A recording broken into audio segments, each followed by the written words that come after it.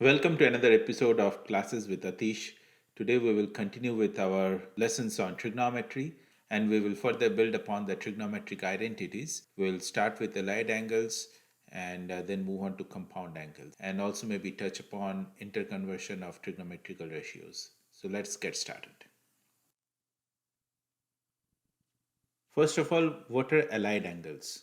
So allied angles are defined as two angles whose sum or difference is a multiple of 0 or 90 degrees are called allied angles. So allied angles of theta. First, let's draw out the four quadrants so it's easier to comprehend this concept of allied angles. So these are the four quadrants: x-axis, y-axis, this is the negative x-axis, and this is negative y. Now we start with 0, so this is we measure angles counterclockwise as positive. This is angle 0 at 90 degree, which is pi by 2 is right here, and then when we move another 90 degrees then it becomes pi, which is 180 degree, and then end of this quarter this is 3 pi by 2, which is 270 degree, and then when we come back a full circle, which is 360 degree, it's 2 pi. Let's look at 2 pi. Okay, so if we say 2n pi plus theta, what does that mean? Where n is an integer, so n starting from 0, let's say, so it will be 0. If n is 1, it is 2 pi, which is again the same angle. If n is 2, it's 2 rotations, but it's again the same angle. It's essentially 0 degree. Okay, 2n pi, and then you add theta to it. Okay, we are assuming theta is less than 90 degrees. Okay, 2n pi plus theta will always be in the first quadrant. 2n pi minus theta will always be in the fourth quadrant. Okay, let's number these: quadrant 1, 2, 3, and 4. Okay, now let's look at pi by 2. So how we can define pi by 2 in generic terms would be 4n plus 1 pi by 2. So 4n plus 1 pi by 2, let's say plus theta, and 4n plus 1 pi by 2 minus theta. Okay, so let's substitute 0 for n. Then it's pi by 2 plus theta. Then it's in the second quadrant. If n is 0, pi by 2 minus theta is in the first quadrant. Let's say n is 1. Then in that case, it is 4 plus 1, 5 pi by 2. So 1, 2, 3, 4, and 5. 5 pi by 2 again stops here. So it is essentially 90 degrees plus theta, and this means 90 degrees minus theta. Doesn't matter how many rotations we make. Now let's see how we can represent the angle pi in generic terms. So we can write 2n plus 1 pi plus theta, and the other one will be 2n plus 1 pi minus theta. Okay, same way you can figure out 2n plus 1 plus theta will always be in the third quadrant, and 2n plus pi minus theta will be always in the second quadrant. Let's look at 3 pi by 2.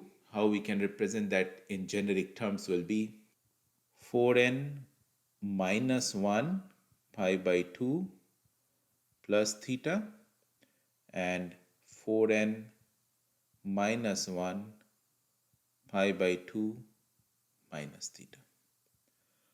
So all of these are allied angles of theta.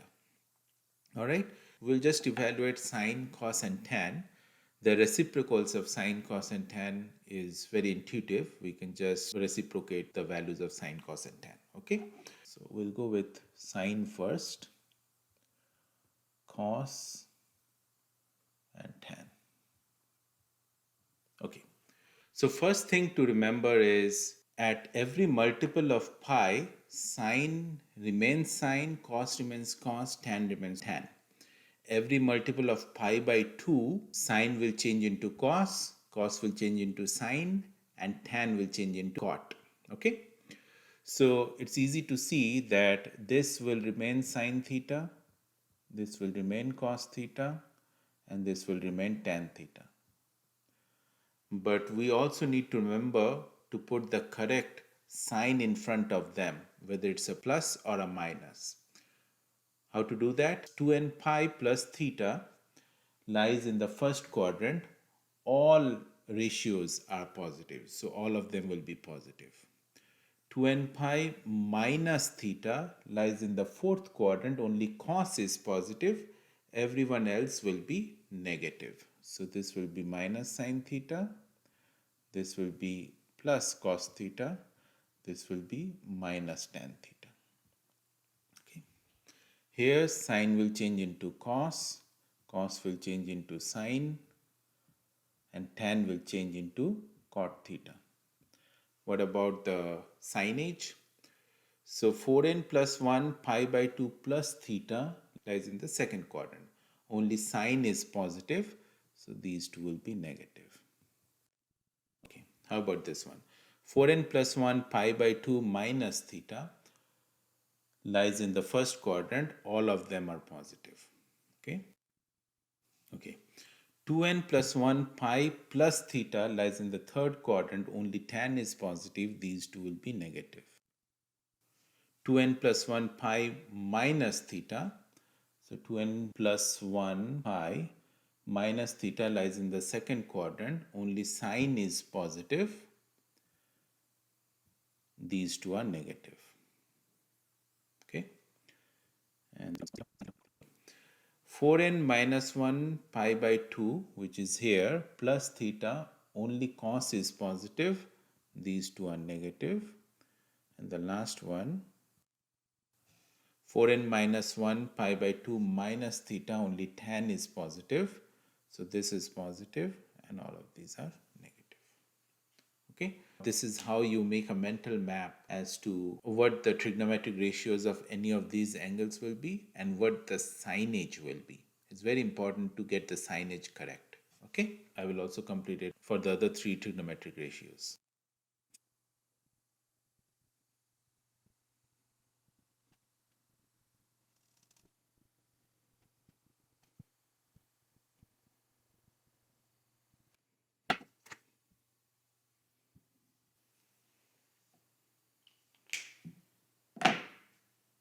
Now next, let's look at trigonometric ratios for compound angles. When I say compound angles, all it means is two different angles, either we are adding or subtracting. Okay. Now let's look at what sine A plus B would be. This could be proved geometrically. I will not go into the proof today, but sine A plus B is sine A cos B plus cos A sine B. Okay, so from this we can easily compute what is sine A minus B, because we know what sine of minus x is and what cos of minus x is. So sine A cos of minus B is plus cos B. So this remains like that. Cos A will be cos A and sine of minus B will be minus sine B. So then this becomes minus. Okay. Similarly, cos A plus B, again this can be proved geometrically, but this is equal to cos A cos B minus sine A sine B. Okay, so cos A minus B is then cos A cos B Sine A will remain sine A, but sine of minus B is minus sine B, so this becomes plus sine B. Let's look at tan A plus B. That's easy to compute. We can divide sine A plus B by cos A plus B. Okay, I can do the math here. Sine A.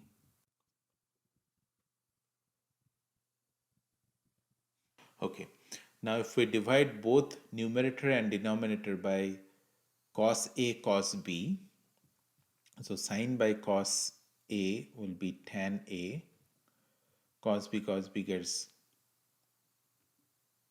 cancelled out, cos A cos B, so this will be tan B divided by 1 minus tan A times tan B.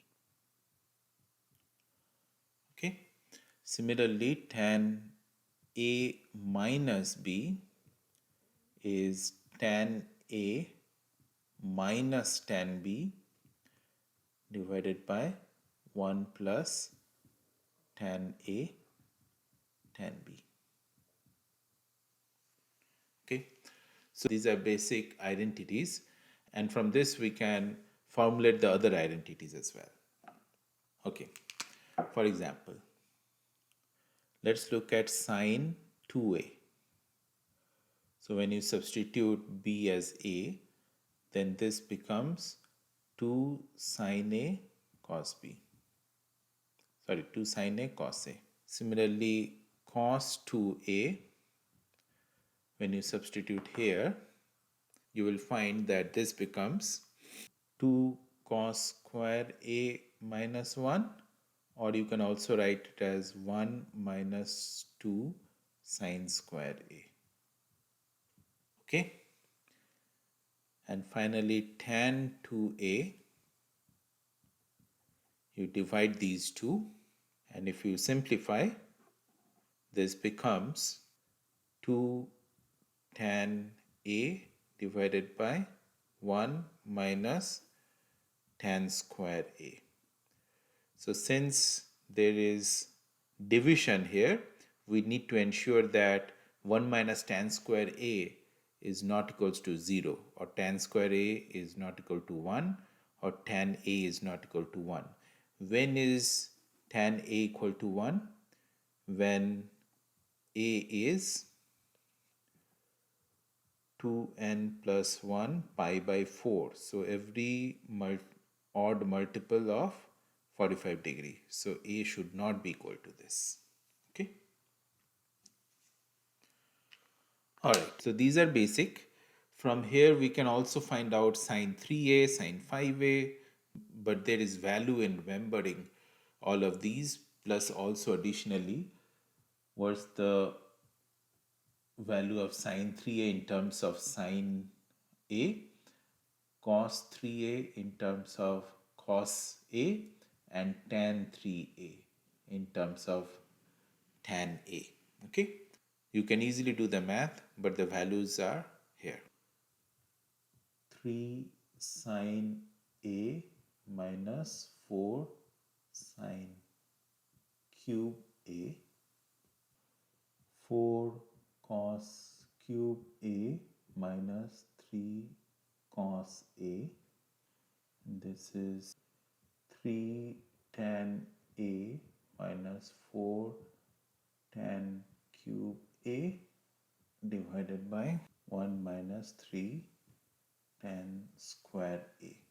Okay, since 1 minus 3 tan square A is in the denominator, we need to ensure that the denominator is not equal to 0, and that would happen when A is not equal to tan inverse of 1 by root 3, so which is 2n plus 1 pi by 6. Okay, so these are all the identities you should remember. Sine A plus B and sine A minus B, cos A plus B and cos A minus B, tan A plus B and tan A minus B, sine of 2A, cos of 2 and tan of 2a, and sine of 3a, cos of 3a, and tan of 3a. A plus b, when a is, let's say, 30 degree and b is 45 degree, you can find the trig ratios of 75 degree. Similarly, a minus b, when a is 45 degree and b is, let's say, 30 degree, you can find out the trig ratios of 15 degree. Yeah, so that is all. The last thing that we'll cover in this video is interconversion of trigonometric ratios. So what I mean by that is, let's say sine theta can be expressed as a function of any of the other 5 trig ratios. Okay, so for example, draw this right angle triangle. This is, let's say, 1. If this is s, then we all know this is 1 minus s square. Okay, if this is theta, then sine theta is s divided by 1, so it's s. Cos theta is 1 minus s square divided by 1, right? And tan theta is s divided by 1 minus s square, right?